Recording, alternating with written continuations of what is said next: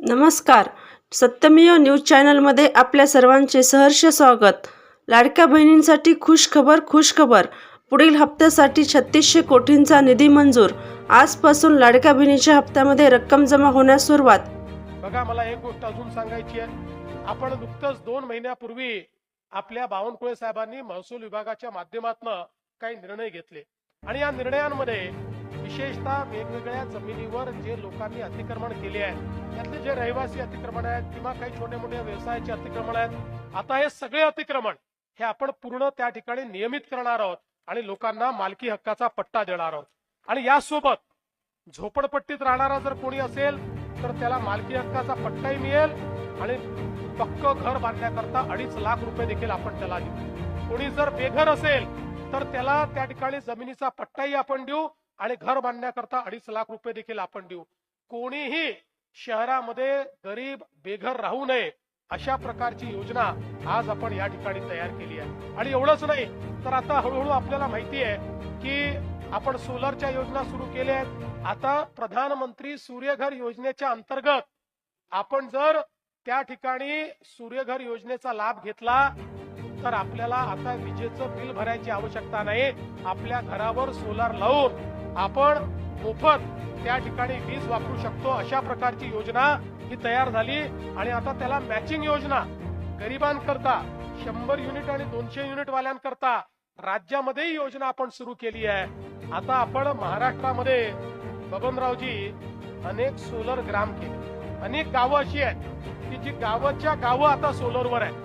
तिथल्या लोकांना 1 पैशाचे विजेचं बिल येत नाही। मी तुम्हाला विनंती करतो, तुम्ही प्रयत्न केला तर महाराष्ट्रातलं पहिलं सोलर शहर हे परतूर आपण करू शकतो।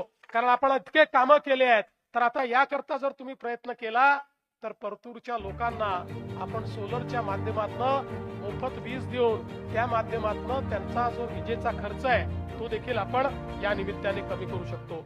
खरं म्हणजे आपण बघा, आमचा एक स्वभाव आहे की निवडणुकीपुरतं आम्ही आश्वासनं देत नाही। जे सांगतो ते करण्याचा प्रयत्न करतो, प्रामाणिकपणे प्रयत्न करतो। कारण आमच्या करता ही निवडणूक ही केवळ एक आपला भाजपचा झेंडा लावावा एवढ्यापुरतं मर्यादित नाही, एक आपला अध्यक्ष अजून दिसावा याकरताही मर्यादित नाही, किंवा खुर्च्या तोडण्याकरता आम्हाला निवडणूक लढवायची नाही। आमच्या नेत्यांनी आम्हाला सांगितलंय की लोकशाहीमध्ये स्थानिक प्रशासन जे असतं हे सामाजिक आर्थिक परिवर्तनाचं केंद्र असतं। या लोकशाहीच्या माध्यमातून आपण सामाजिक आर्थिक परिवर्तन घडवू शकतो आणि म्हणूनच आपल्याला या ठिकाणी ही नगरपालिका जी निवडून आणायची आहे ती जनसामान्यांच्या जीवनामध्ये परिवर्तन घडवायला निवडून आणायची आहे। आपण बघा, मागच्या काळामध्ये विधानसभेच्या निवडणुकीमध्ये आपण प्रचंड आशीर्वाद दिला, भरघोस मतं दिली। परिणाम असा झाला की महाराष्ट्राच्या इतिहासात सर्वाधिक जागा आपल्याला त्या ठिकाणी प्राप्त झाल्या, न भूतो अशा विजय आपल्याला मिळाला। आणि आपल्याला विजय मिळाल्याबरोबर आमच्या काही मित्रांनी, काही विरोधकांनी सांगणं चालू केलं की आता बघा, भाजपला आणि महायुतीला इतक्या जागा मिळाल्या की आता हे पहिलं काम करणार आणि लाडकी बहीण योजना बंद करणार। आता 1 वर्ष परवा आम्हाला निवडून येऊन झालं, लाडकी बहीण योजना चालूच आहे। आणि माझ्या लाडक्या बहिणींना मी सांगतो, जोपर्यंत तुमचा देवाभाऊ मुख्यमंत्री आहे लाडकी बहीण योजना बंद होणार नाही, ती सुरूच राहील। पण मी प्रियंकाताई तुम्हाला सांगतो, तुमच्यावर एक जबाबदारी टाकून जातो। आता केवळ लाडक्या बहिणी करून मला या ठिकाणी समाधान नाहीये। आता माझ्या परतूरच्या लाडक्या बहिणींना लखपती दीदी तुम्हाला बनवायचं आहे। त्यांना सगळ्यांना लखपती दीदी करण्याची जबाबदारी मी तुम्हाला देतोय। कारण आता मोदीजींनी सांगितलंय की आपल्या सगळ्या बहिणींना लखपती दीदी बनवायचं आहे।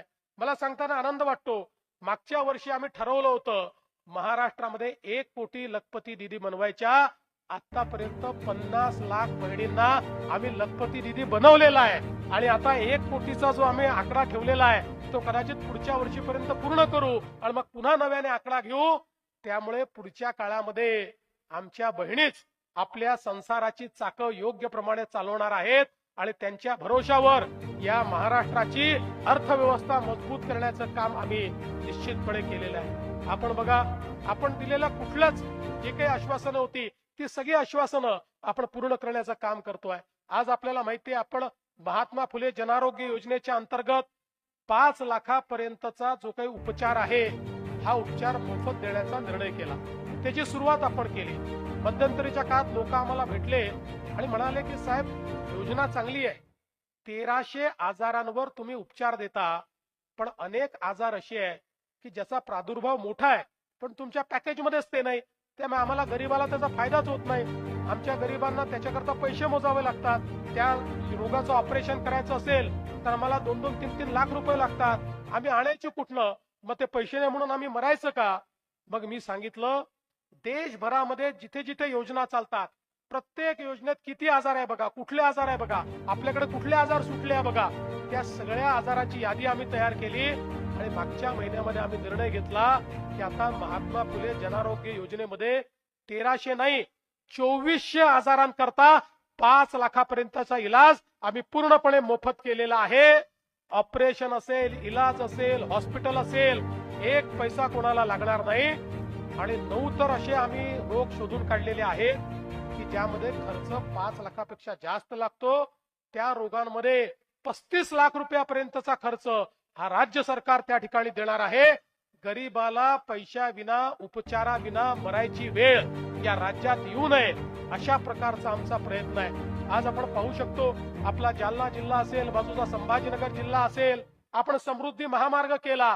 या ठिकाणी आपण शेंद्रा बिडकींसारख्या ज्या काही आपल्या MIDC आहेत त्या ठिकाणी केल्या. आपला जो जालन्याचा त्या ठिकाणी ड्राय हब आहे तो आपण त्या ठिकाणी तयार केला. आज परिणाम असा झाला की पूर्वी उद्योग हे केवळ पुण्यामध्ये होते, पुण्यापर्यंत सीमित होते, पण आता महाराष्ट्रामध्ये उद्योगाचं नवीन केंद्र हे जालना आणि संभाजीनगर झालेलं आहे. आणि पुढच्या काळामध्ये जालना आणि संभाजीनगर हे महाराष्ट्रातलं प्रमुख औद्योगिक केंद्र होणार आहे. लाखो आमच्या तरुणांच्या हाताला त्या ठिकाणी काम हे या माध्यमातून मिळणार आहे.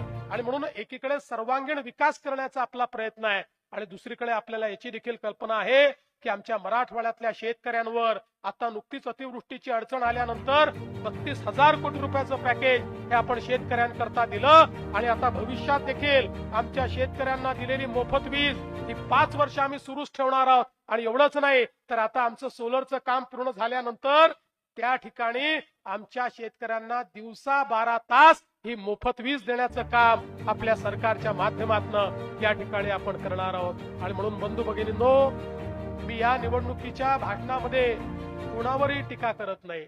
मी कुठल्याही पक्षाला त्या ठिकाणी कमी लेखत नाही. मी कोणाचंही उणं काढत नाही. कारण उणं काढण्याकरता, टीका करण्याकरता त्या लोकांना आवश्यकता पडते ज्यांचा जो काही कार्यक्रम नसतो. आमच्याकडे विकासाचा कार्यक्रम आहे, आमच्याकडे एक विकासाची ब्ल्यूप्रिंट आहे, आमच्याकडे त्या संदर्भातली शक्ती आहे, आमच्याकडे मोदीजींसारखा नेता आहे. आणि म्हणून मी आपल्यापर्यंत आलेलो आहे केवळ आपले कार्यक्रम मांडण्याकरता. आपलं भविष्य आणि भवितव्य हे चांगलं झालं पाहिजे या दृष्टीनं मी आपल्याला विनंती करण्याकरता आलो आहे. येत्या 2 तारखेला निवडणुका आहेत. 2 तारखेला कमळाची काळजी तुम्ही घ्या. 2 तारखेनंतर तुमची काळजी 5 वर्ष आम्ही घेऊ, हा विश्वास तुम्हाला देतो. आमच्या प्रियंकाताई राक्षे आणि आमच्या सगळ्या उमेदवारांना आपण या ठिकाणी निवडून द्यावं एवढीच विनंती करतो आणि माझं बोलणं संपवतो. धन्यवाद. जय हिंद, जय महाराष्ट्र. धन्यवाद देवा भाऊ.